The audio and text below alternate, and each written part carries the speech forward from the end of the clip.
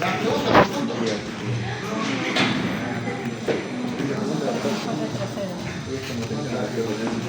¿Cuál es la hormona y dónde se sintetiza la T3 y la T4? Ay, yo. A ver, ya, a ver. La T3 y la T4 se sintetizan en las células foliculares del folículo. Ya, muy bien. Entonces sintetiza la hormona tiroestimulante, ¿qué sabe? No, ¿dónde se Sintetiza, el estimulante, pues. A ver, ya. ¿En qué parte del células filotropas? ¿Ah? Células filotropas. ¿Qué tipo de células son las filotropas? Doctor, las filotropas son células basófilas. Muy bien. Células basóficas. Células clorofílicas, basóficas, filotropas. De la adenoma. Entonces sintetiza la TDH.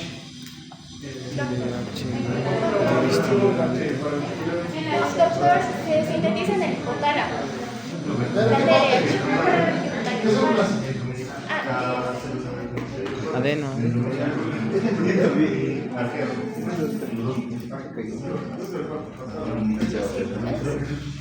Neuronas, ¿no?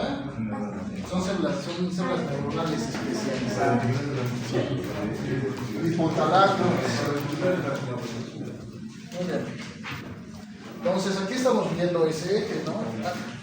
Bueno, ya saben más o menos cómo es el asunto.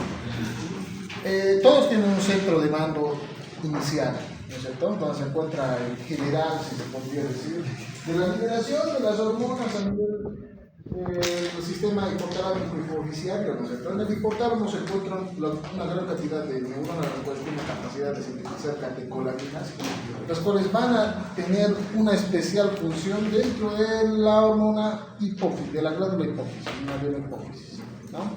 La TRH, ¿qué significa TRH? ¿No sabes?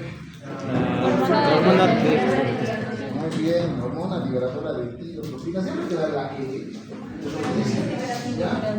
Siempre que da la E, quiere decir que es una hormona producida en el hipotálamo. Y presten mucha atención en su evaluación, ¿ya? TRH normalmente TSH.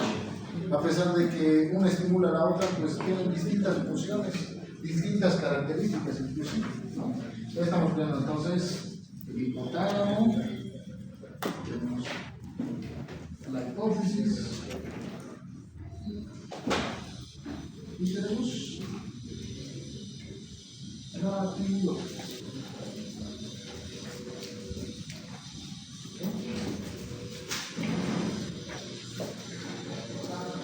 El hipotálamo se va a liberar la TRH. Esto va a estimular a un grupo de células que se encuentran en la adenopófisis, que se van a denominar las células tirotropas. Estas células tirotropas van a liberar a su vez una hormona que se llama la TSH. La TSH se va a dirigir hacia la célula folicular.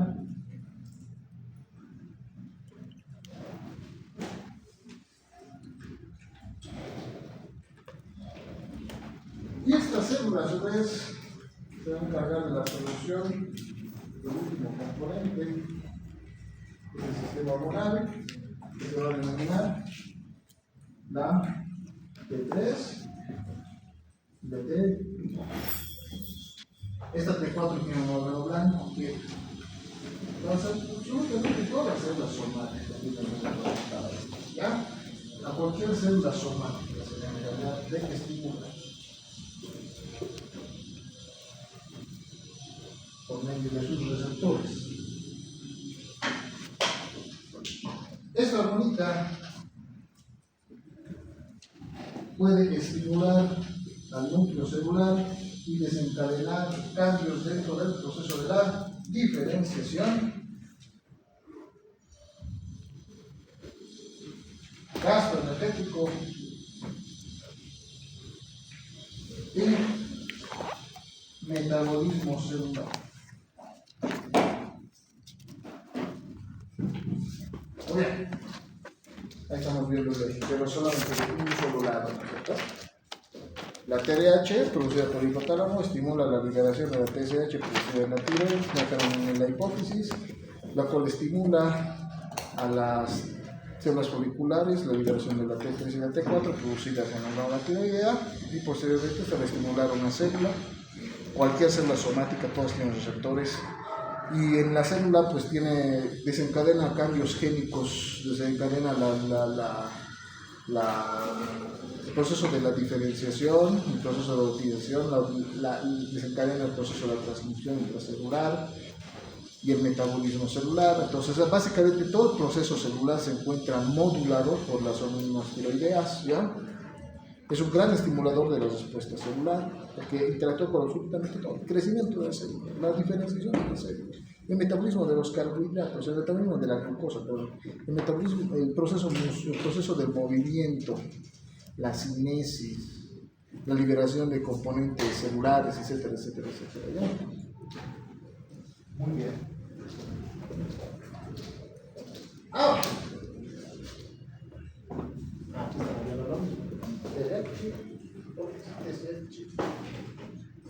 Llega hasta la hormona tiroidea en su receptor, que tiene su propio receptor de la TSH, desencadena cambios intracelulares por medio de la segundo mensajero. No solo van a ver que la hormona tiroidea es una catecolamina que tiene que sí o sí funcionar mediante el receptor, ¿no es cierto? Este va a estimular la liberación de la T3 y la T4 por medio de un intercambio iónico a nivel de la célula folicular modulado por la penicilina, y finalmente va a llegar a la célula somática, ¿no es cierto? Se va a transportar a través de moléculas especiales, como por ejemplo las proteínas asociadas a ella con la tiroglobulina, va a llegar a la célula, y la célula desencadena igual. Como es una amina, es una proteína, va a desencadenar cambios celulares modulados por receptores. Va a desencadenar la expresión química. Ahora les pregunto, escucha, una maravilla, ¿no es cierto? Interactúa con todas las estructuras, con todas las funciones celulares, pero ¿habrá algo de malo si se libera mucho hormona tiroidea?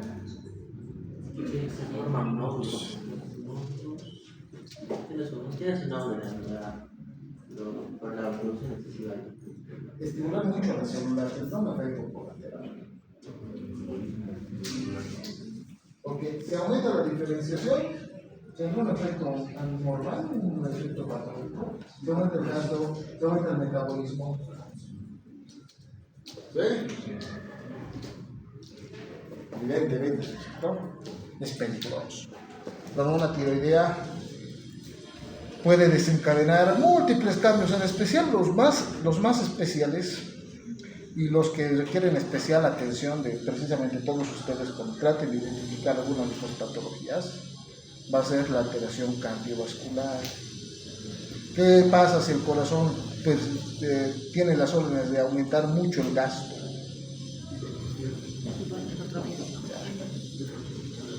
Pero es de manera aguda, no es de manera crónica. No es, ¿cómo te puedo decir? El proceso tiroideo desencadena rápida alteración del proceso celular, ¿ya? Llega hacia el corazón. El paciente inmediatamente empieza a requerir más gasto de energía.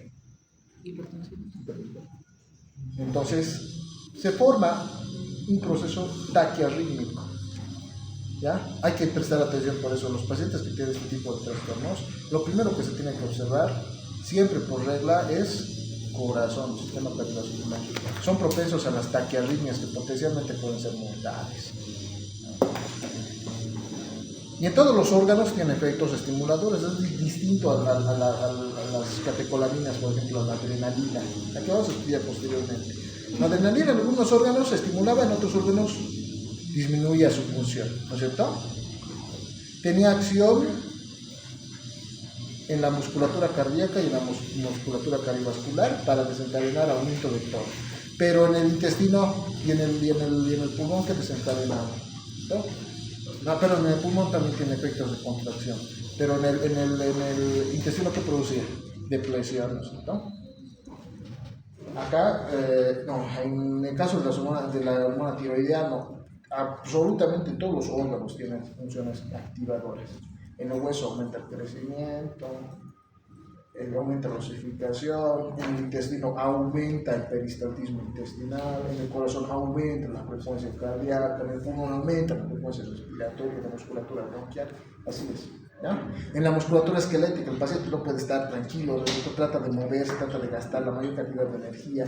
A nivel del sistema nervioso también tenemos receptores que hacen el sistema nervioso. El paciente les habla así de manera súper rápida y tiene fuga de ideas inclusive, ¿no? Entonces tiene funciones estimuladoras en absolutamente todos los órganos. Y les he dicho, potencialmente mortales, potencialmente suicidas. Entonces, este sistema tiene que tener un sistema de contrarregulación. ¿Cuál es el sistema de contrarregulación? ¿Con qué estructura creen ustedes que se va a poder desencadenar, que se va a poder ubicar un aumento? ¿No? Porque esto es reconocido por unas estructuras que tenemos en el nivel de la vasculatura. Lo voy a dibujar así. Que son unos receptores. Son receptores químicos, los quimioreceptores.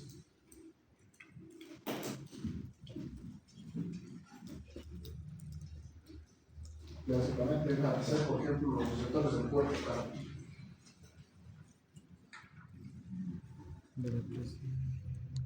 El cuerpo ahora.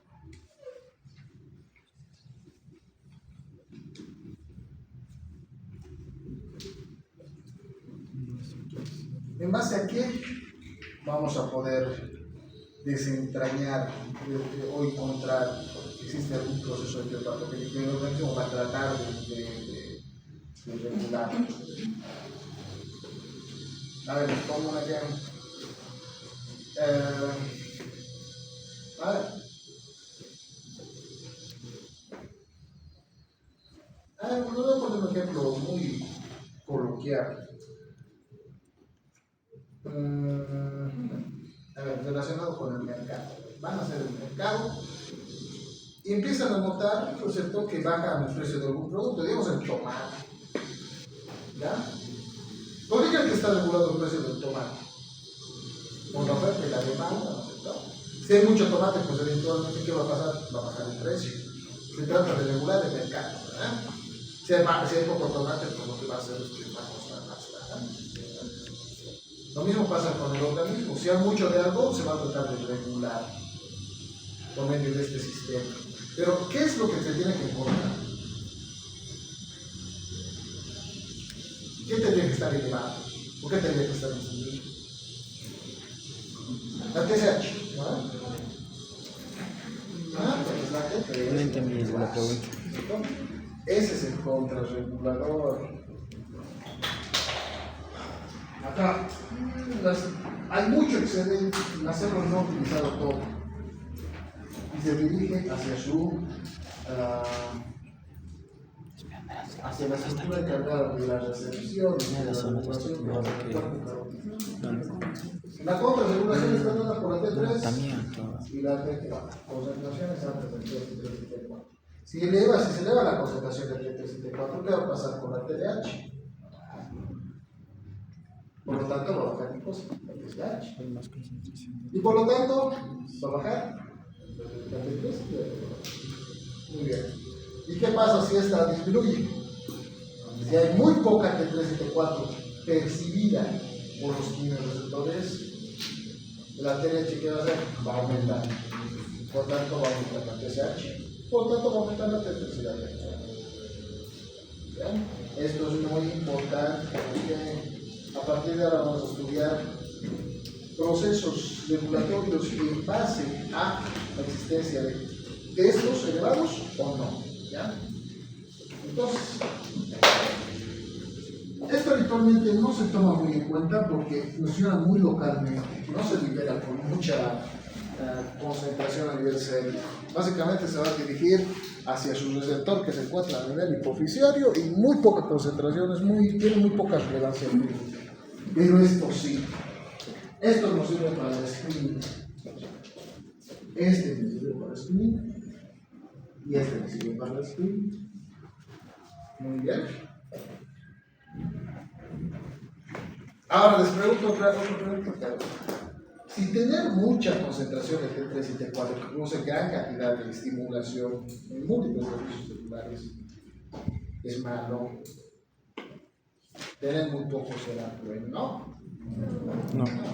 No. Nos encontramos acá en una, ¿cómo se puede decir? En la punta de una escala, si ustedes quieren, en la cual, si se eleva mucho el componente tiroideo, pues va a producir patología, y si baja mucho también produce patología. Lo esencial es que se vaya regulando. Muy bien. Entonces vamos a ver los procesos patogénicos asociados a la enfermedad tiroidea. Vamos a ver dos trastornos. Primero, el hipertiroidismo.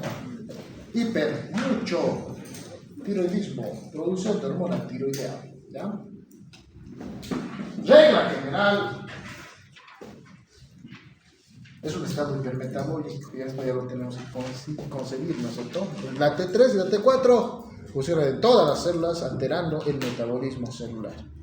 Pero algo que sí o sí también tienen que saber, siempre viene con elevación de T3 y T4. No hay hipertiroidismo con baja T3 y T4. Siempre que ustedes vean T3 y T4 elevada, ¿qué tienen que decir? Es hipertiroidismo, perdón. ¿Ya? Vamos a ver aquí algunos entes clínicos. Tenemos la más frecuente asociada al proceso autoinmune, que es la enfermedad Graves. Su nombre completo es hiperplasia difusa secundaria enfermedad Graves, ¿ya? La cual produce hipertiroidismo linfocitario crónico. Vamos a verlo después. Después tenemos albocio multinodal, hiperfuncionante, especial. Este también es desencadenador de hipertiroidismo. Y también tenemos al adenoma hiperfuncionante, un proceso no es neoplásico, pero es un proceso tumoral en sobrecrecimiento de la población de hormonas de células foliculares. ¿Bien?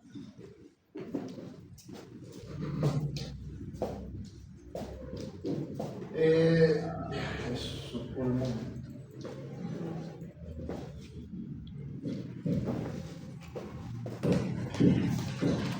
Hay que encontrar la clínica. ¿Cómo se imaginan a un paciente que tiene hipertiroidismo? Delgado. Delgado, mucho gasto, ¿no? Mucho, sus células gastan casi todas las reservas energéticas que tiene el organismo, entonces habitualmente tiene delgadez, ¿ya? Pero es una delgadez patológica, inclusive la musculatura, ¿ya? Se encuentra debilitada por gasto, ¿ya? ¿Cómo más lo van a encontrar? Una característica de los estados hipermetabólicos. Por ejemplo, cuando se enferman de un resfrío fue fiebre,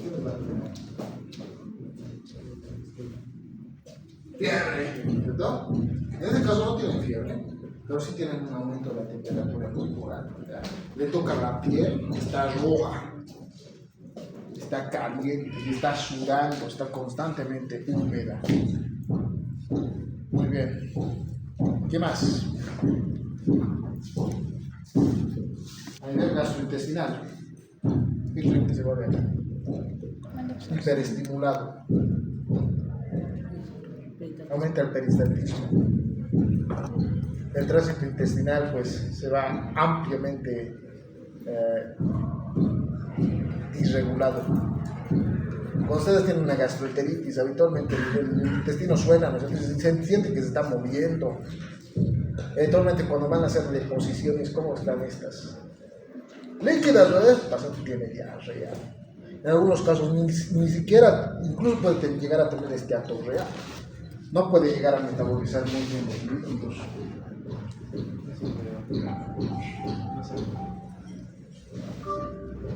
Ajá, muy bien. Entonces aquí tenemos a los síntomas. Los síntomas a nivel de la piel, los síntomas constitucionales, ¿no? Está asociado a un paciente con la piel blanca, hipertensiva, vamos a encontrar vasodilatación periférica, aumento de la sudoración, los diaforético constantemente húmedo, vamos a encontrar aumento de la actividad del sistema nervioso simpático, hipermetabolismo, pérdida de peso con hiperorexia. El paciente come, pero nunca engorda. ¿Ya? Mucho gasto. Está muy irregulado el proceso del gasto. ¿Ya? Los síntomas digestivos ya hemos mencionado, un paciente con diarrea, esteatorrea, mala absorción grasa va a tener. A nivel cardiovascular, ¿cómo está mi corazón? A ver, ¿me escuchan el corazón? La puta, ¿cómo está? Un paciente con hipertiroidismo, con aumento del metabolismo basal, taquicárdico, o sea, aquí les he colocado algo con rojo. ¿Por qué?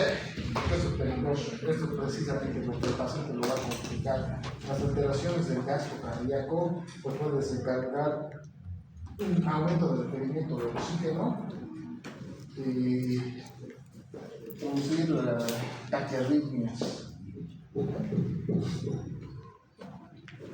Síntomas neuromusculares, el paciente va a estar completamente nervioso, inquieto, no puede estar sentado, no puede estar en un solo sitio, actualmente tienen una inquietud psicomotriz, incluso lo van a ver temblando, si está sentado van a mover las piernas de manera muy inquieta, van a tratar de levantarse, van a saltar, ¿no es cierto? Pero aquí hay una característica adicional, ¿no es cierto? Pese a que están en constante actividad, la musculatura no tiende a crecer, tienen atrofia muscular con debilidad. Una de las características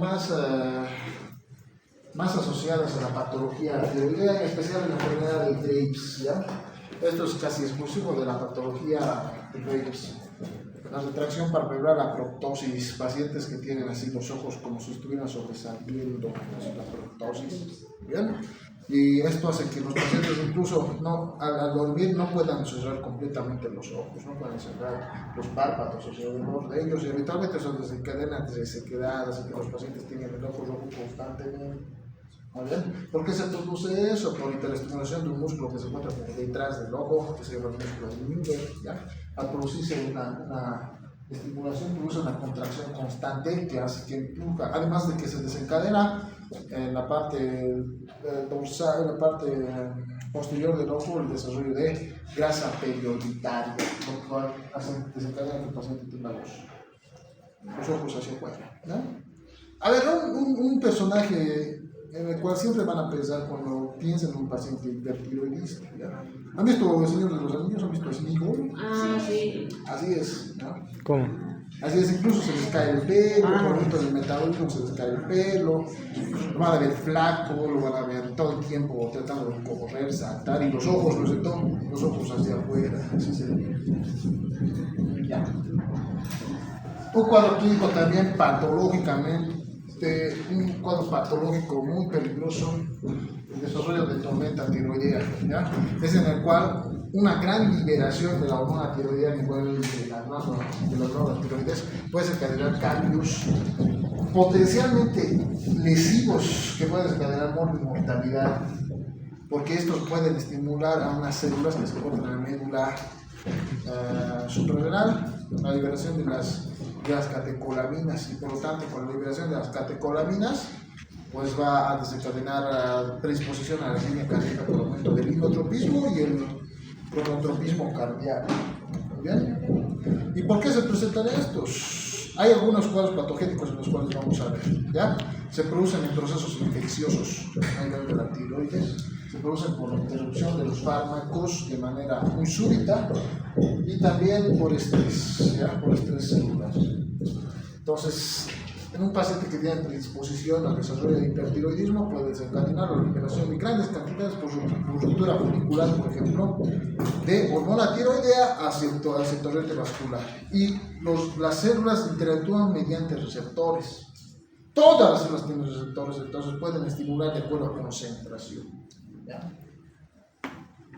Y un cuadro clínico adicional es el hipertiroidismo apático. El hipertiroidismo hepático se presenta en pacientes adultos mayores, ¿ya? Importante, Si el paciente tiene un deterioro cardiovascular muy súbito, acompañado de una pérdida de peso inesperada, hay que pensar precisamente en un trastorno tiroideo.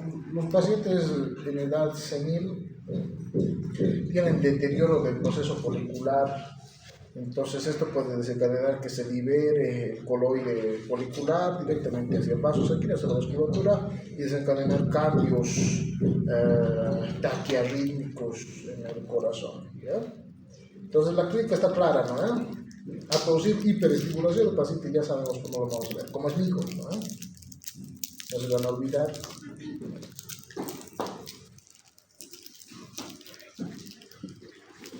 Ya, ¿qué características? ¿Qué hallazgos vamos a tener?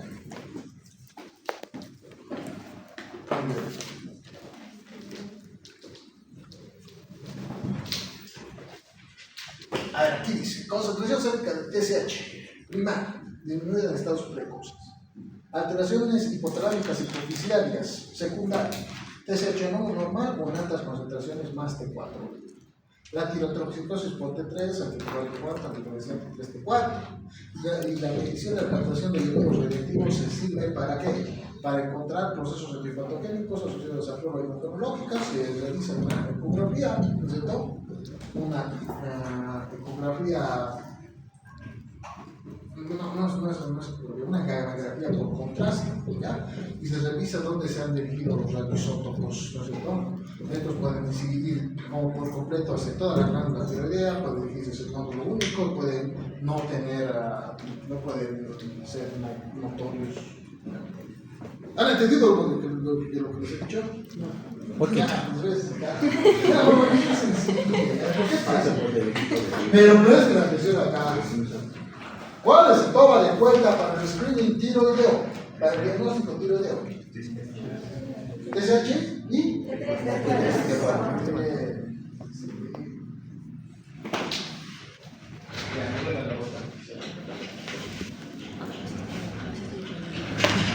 y T4, ¿cierto? Vamos a diferenciar la patología en dos: primaria y secundaria, hipertiroidismo primario y secundario. ¿Bien? Primario, ¿qué quiere decir? Esta es la glándula tiroides. Y secundario, ¿qué quiere decir? Esta es la glándula tiroides. Y secundario, ¿qué quiere decir?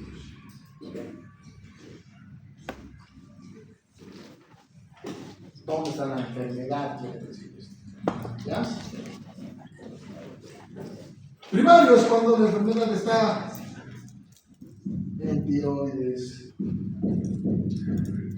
Secundario quiere decir cuando la enfermedad está en hipófisis. ¿Cierto? Definición: ¿qué es hipertiroidismo? Un estado metabólico. Estado hipermetabólico. Ya estado hipermetabólico, pero ¿con qué? Problemas del Siempre, ¿eh? Siempre el hipertiroidismo viene con T3 elevado. Y aquí vamos a colocar hipertiroidismo.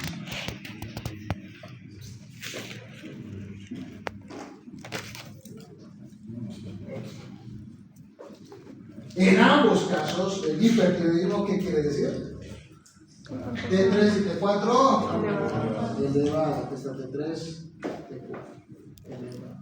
T3, T4 elevado. Tanto en el primario como en el secundario siempre hay T3 y T4 elevado. ¿Por qué? Porque es hipertiroidismo.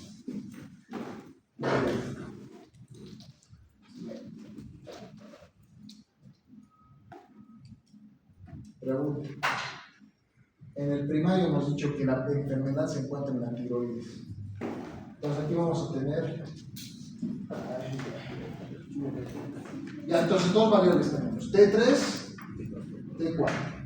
En el primario, ¿cómo está? Elevado. En el secundario, ¿cómo está? Elevado. Muy bien. TSH. Es el otro factor que tenemos que manejar, ¿no? En el primario, ¿cómo está? Bajo. No. Está tratada, a ver, esto quiero que entiendan. Hasta la T. ¿Cómo se contrarregula? La T3 y la T4, ¿qué hace? Estimula a la TDH y por lo tanto la TSH, ¿no? Sí. Si la T3 y la T4 están muy altas, ¿qué va a tratar de hacer la TSH? Disminuir. Va a tratar de disminuir la producción, entonces ¿qué tiene que pasar? Tiene que haber disminución de la producción de TSH. esto tiene que estar Disminuir.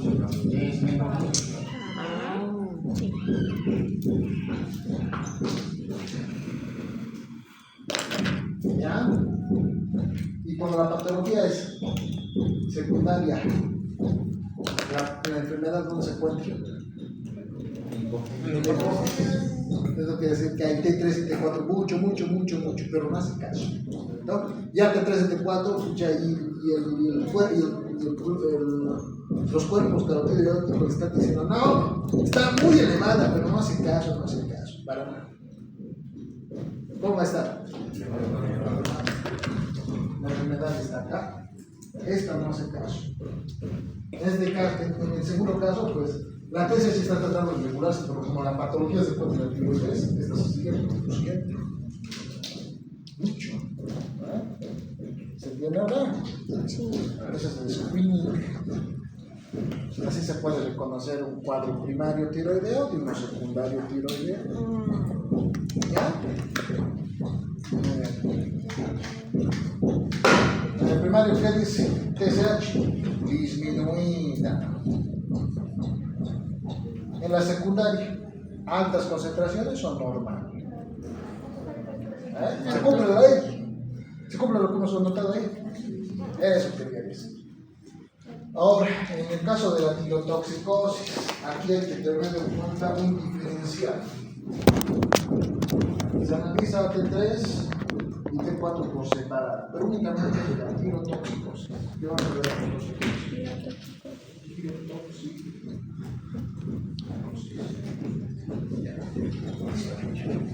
y hay otra cosita más. Captación de iodo radiactivo. ¿Ya? Esto se utiliza un medio imagenológico que se llama gammagrafía, en el cual tiene la facultad de reconocer a la gente en tiempo real. ¿Ya? Entonces, el iodo radiactivo se dirige hacia la lesión, siempre y cuando se encuentre presente. Aquí vamos a dibujar tres láminas, ¿ya? Ahora. Aquí están. Las tres están diferentes, pero de distintas patologías. ¿Ya? Cuando el contraste tiene captación difusa, o sea, se difumina en absolutamente toda la glándula, en una cada uno vamos a ver así. Todo teñido. Todo. Pero de manera difusa. Esta patología es autoinmune. Esto se asocia a la enfermedad de Graves. Todas las células folliculares de todo el parénquima tiroideo lo cambian. ¿Ya? Cuando se dirige hacia un solo nódulo, un nódulo caliente se llama, que es un nódulo hiperfuncionante, no se difumina en toda la glándula, solamente se dirige hacia el nódulo, se va a llamar adenoma.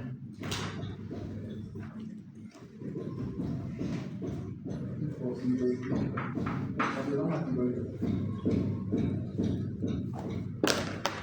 Y puede pasar en el caso de la tiroiditis, que no se marca nada. Los tres entes clínicos más asociados hacia el hipertiroidismo van a ser la tiroiditis, la conocemos a continuación, la enfermedad de Graves y la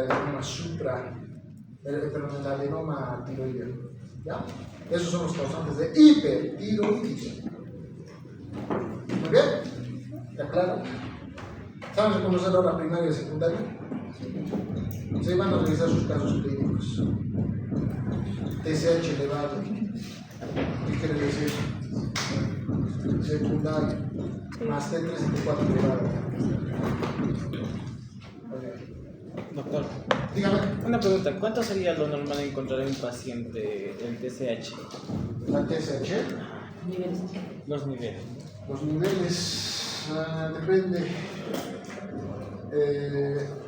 Debería encontrarse máximo.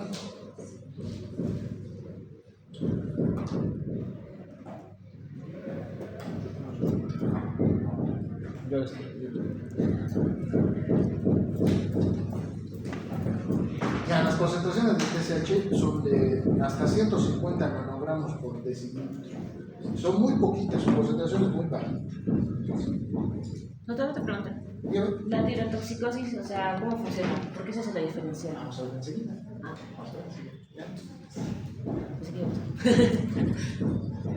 Ya. Ahora, hipotiroidismo. ¿Qué es el hipotiroidismo? Es una alteración estructural o funcional que tiene la producción de las hormonas tiroideas. Lo contrario al hipertiroidismo, ¿qué hay en el hipotiroidismo? Aumenta el Hipotiroidismo, ah, disminución de disminución de T3 y T4.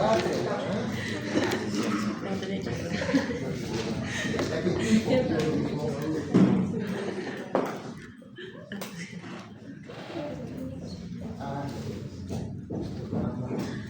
Esto lo voy a para que no nos hagan vamos a hacer una asociación.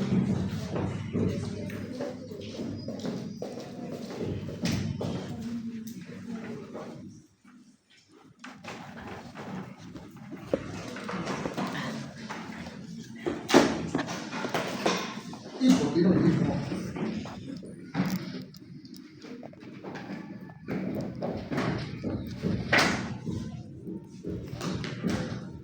Lo mismo.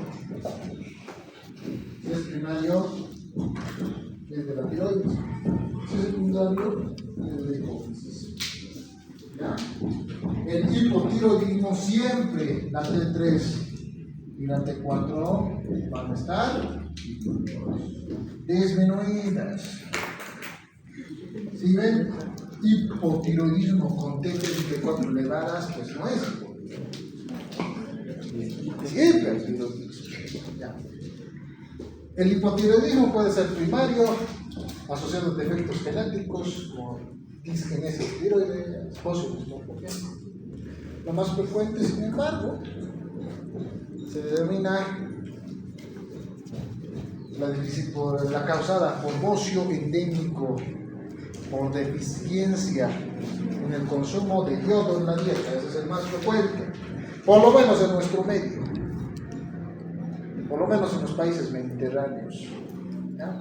¿Por qué razón? El yodo en los mariscos se encuentra constantemente. ¿Ya? Pero como nosotros, no es nuestra sorpresa, no tenemos mar, pues no tenemos acceso a esos productos, ¿no? Sí, sí hay, pero habitualmente en nuestro país no se consume mucho. ¿Ya? Entonces, pues nos hemos visto en el requerimiento, ¿no es cierto?, de fortalecer algunos alimentos con yodo. ¿Qué alimentos se fortalecen con yodo? La sal, ¿no es cierto? Entonces la sal siempre tiene que estar fortalecida según el reglamento del Ministerio de Salud, ¿ya? Porque si no hay consumo de yodo, pues se va a desarrollar un trastorno que vamos a ver a continuación, que va a ser desencadenado por el hipotiroidismo, con sobrecrecimiento del folículo tiroideo. Esto es algo muy interesante que vamos a ver después, ¿ya? Después tenemos una patología autoinmune, también muy relevante, que es la tiroiditis, el hipotiroidismo asociado a proceso autoinmune. Y finalmente tenemos el hipotiroidismo iatrógeno. ¿Cómo es el hipotiroidismo iatrógeno? El hipotiroidismo iatrógeno se desencadena por una alteración de la posología, de la dosificación de la hormona tiroidea en pacientes hipertiroidistas, ¿ya? Esto es por causa asociada al personal de salud. ¿Muy bien? Entonces estos son los importantes del hipotiroidismo. Ya. Si el hipertiroidismo producía estimulación de todo, el hipotiroidismo queda desencadenar. ¿Cómo se imagina el paciente hipotiroidista? Gorditos. Ya va a estar gordito, va a estar El hipertiroidista, por ejemplo, está inquieto, está ansioso, está corriendo. Con bastante calor. Este es letárgico, todo el tiempo está cansado, está apático, no quiere salir de su casa, consta su temperatura corporal baja, habitualmente tiene la piel fría, la piel seca, la piel pálida, ¿no es cierto? ¿Cómo se contraerá su pensamiento? Enlentecido, ¿no es cierto? El otro paciente, muchas les hablaba absolutamente de todo. ¿Han visto Vecinos Invasores? Sí. De la ardilla, ¿no es cierto? Que era superior. Así es, así son así, cuando habla, ¿ya? Mientras que en el otro lado, pues han visto a Winnie Pooh, ¿no es cierto? Que es como Igor, así, cansado. Es divertido, ¿no? Les habla así, muy lentamente. Habitualmente, cuando el paciente tiene que ir a defecar, ¿qué les va a decir? Una clínica asociada al aparato digestivo. Si el paciente hipertiroidista tenía diarrea, este paciente que va a tener estreñimiento, intestino, aparato digestivo, etcétera. Te va a llegar tu oportunidad. Pero hay que tener en cuenta que aquí vamos a tener, en uno se presenta absolutamente todo, que es el mixedematoso, ¿ya? El paciente incluso desarrolla un edema tipo mixedematoso, un edema que parece, ¿cómo se podría decir? No es un edema con fobia. Habitualmente, cuando hemos visto patología cardíaca, hemos visto que se presenta edema también, ¿cierto? Pero la diferencia de este edema es que el edema cardiogénico y renal, cuando le tocas al paciente en una zona donde se encuentra el edema, pues deja huella. ¿Ya? En este caso, en el paciente hipotiroidista no deja huella, es como si la piel estuviera tensa. Esto es por formación de edema asociado a proteoglicanos, ¿ya? Pero eso es en el adulto. Ya, dime. Doctor, yo tengo un caso, no sé si está relacionado con el hipertiroidismo o el hipotiroidismo. Ya. Era de mi hermana, bueno, ahora ella tiene 20 años, pero a sus 12 años ella comía escondida sal con limón, bastante sal con limón. Entonces, ¿qué relación tiene eso? Porque pasando un mes, Sí. ella empezó a tener epistasis fuerte. Quería bajar de peso. Que llegó hasta el hospital y le tuvieron que poner un carbón nasal. Estuvo internada en el hospital y todo eso. Y luego eso desencadenó que en la rodilla tuviera una inflamación. Y le tuvieron que extraer un líquido, era de color amarillo, supongo que es el líquido de la articulación, pero, o sea, ¿qué relación tenía ese consumo excesivo de sal Ya. con todo lo que le pasó? No es asociado al hipertiroidismo, ¿ya? Porque el yodo naturalmente no se encuentra en la sal, ¿ya? Nosotros en países mediterráneos lo hemos utilizado pues, por ese motivo, porque se puede absorber más rápido con la sal. Habitualmente ese es el síndrome de Pick, ¿ya? Se ve mucho en los niños cuando les falta, cuando tienen déficit de algún componente, comen lo que posiblemente llegue a tener ese componente. Algunos niños incluso comen estuco, comen piel, ¿no es cierto? Cuando tienen déficit de hierro. Presente. ¿Ya? En el caso de tu hermana, probablemente hubiera tenido un déficit de sodio, ¿ya? Y el sodio lo que desencadena, pues que es vasoconstricción. A producir vasoconstricción desencadena cuadros inflamatorios alrededor del tejido por aumento de la permeabilidad vascular, mucha presión dentro del vaso, hace que se cierre, ¿cierto? Y esto hace que, por ejemplo, a nivel articular me has dicho, ¿cierto? Desarrollo de un edema inflamatorio, ¿cierto? Por la razón. La epistaxis, ¿por qué se produjo? Vasoconstricción a nivel de la vasculatura nasal, ¿cierto? Se cierra la vasculatura Y por la y presión. aumenta la presión, y como los vasitos son chiquitos, se rompen los hemorragias, ¿no? Pues son capilares. Aquí tenemos precisamente un plexo capilar, ¿cierto? Plexo de Christian Bach. Es un plomo, es un conglomerado, es un plomo, una asociación de ovillos vasculares que a muy alta presión tienden a romperse. La razón no era por la tiroides, no era por el yodo, era por el sodio. déficit de sodio. Y lo ha tratado de aunar consumiendo directamente sal, y esto ha aumentado mucho la presión de manera muy súbita.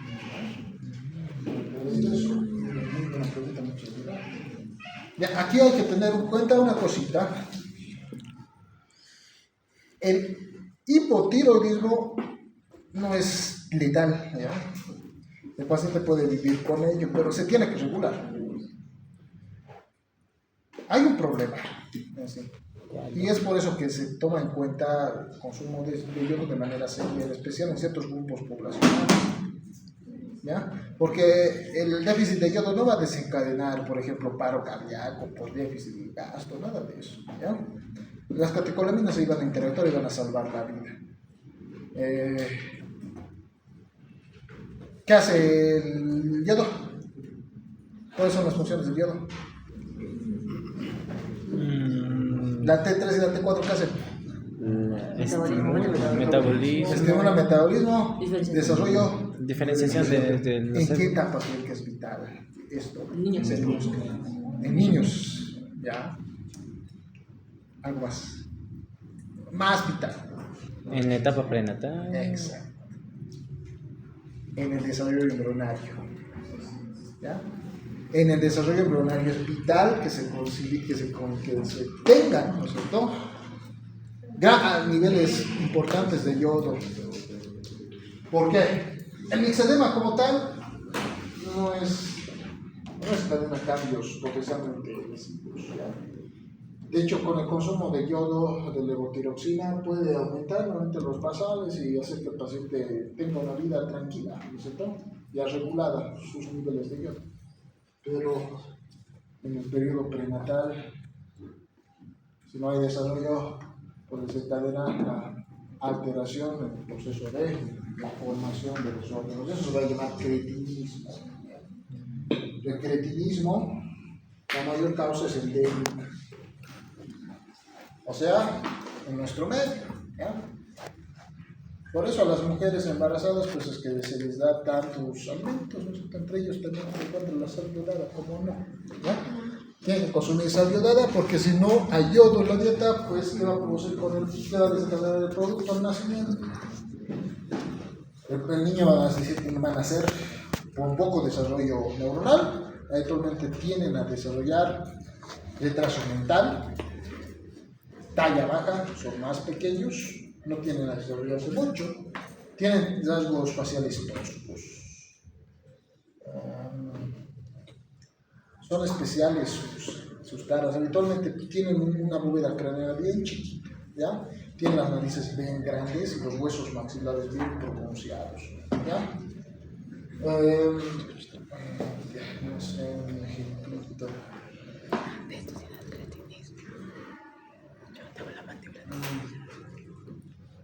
Les voy a mandar una imagen después, ¿ya? ¿Cómo se puede ver? Además tienen la lengua protruida y tienen hernia umbilical, ¿ya? Estos trastornos son asociados a hipotiroidismo. Aquí podemos ver algunas imágenes. ¿Ven? Son pacientes con caracteres bastante toscos. Y el mixedema, pues, es el hipotiroidismo del adulto. Vamos a ver absolutamente lo contrario a lo que hemos visto en el hipertiroidismo. Vamos a ver un paciente con fatiga generalizada, estreñimiento, piel pálida y fría, disnea, menor capacidad de esfuerzo. Pero aquí lo he asociado un poquito con un trastorno, ¿no es cierto? El hipotiroidismo está asociado a las patologías de síndrome metabólico, ¿ya? Porque sí vamos a ver un paciente que tiene poca cantidad de requerimiento de gasto, ¿ya? Y actualmente son pacientes sedentarios, porque la patología, la disminución de la hormona tiroidea hace que no se puedan mover o que les resulte muy molesto poderse mover y hacer ejercicio. Por lo tanto, sufren obesidad de manera frecuente, ¿ya? Entonces, ya saben, con disminución del gasto, aumento del almacenaje, aumento del aporte, ¿qué vamos a ver? Desarrollo del riesgo de centro cardiovascular, del consumo de alimentos y gran cantidad de almacenamiento.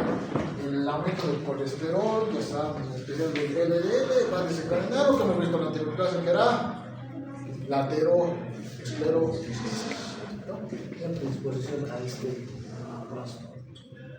Hasta acá preguntas. Ya han diferenciado hipertiroidismo de hipotiroidismo. ¿Cuáles son los tipos de hipotiroidismo? Son los cretinismo y mixedema. ¿Ya? Dígame. Y en caso de que un adolescente de 15 años tenga una disminución de testosterona, o sea, involucra y el Eso ¿Cómo? el caso de una adolescente que tenga 15 años y es de una disminución de testosterona. Un adolescente. Sí, de hecho. O sea, tiene una disminución de testosterona, pero dice que se trata de Ya. inmadura o eso pasa de desarrollo o ya de pacificación. Son patologías distintas, pero pueden tener una clínica fin, ¿no es cierto? La testosterona actualmente no solamente funge en el desarrollo de las células espermatogénicas, ¿ya? También funge en el desarrollo muscular y en algunos tejidos, ¿no es cierto? La testosterona, de hecho, hace que los varones precisamente tengamos de manera fisiológica, de manera normal, ¿no es cierto?, un aumento de la masa corporal más relacionado hacia el crecimiento muscular, ¿no es cierto? Por eso es que los varones somos un poco más fuertes de manera fisiológica que las mujeres. Entonces, el déficit de la testosterona, ¿qué va a desencadenar? Pues déficit de la musculatura. Ya no, la musculatura tiende a ceder, tiende a atrofiarse, ¿no es cierto? Ya no hay tanto gasto en la musculatura del músculo esquelético, ¿cierto? Tiene función la testosterona cardiovascular también, la testosterona